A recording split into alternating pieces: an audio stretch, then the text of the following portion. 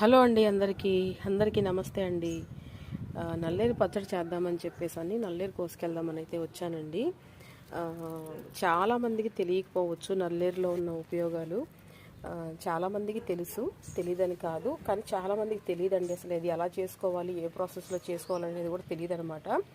Already మన ఛానల్లో ఉందండి నల్లేరు పచ్చడి వీడియో. అయితే ఎవరైనా చూడని వాళ్ళు ఉంటే కనుక తప్పకుండా చూడండి. దీనివల్ల ఏంటంటే చాలా ప్రయోజనాలు ఉన్నాయండి. కాళ్ళ నొప్పులు ఉండవు, నరాలు గట్టి పడతాయి, మన మోకాళ్ళకి గుజ్జు పడుతుంది వీటి వలన.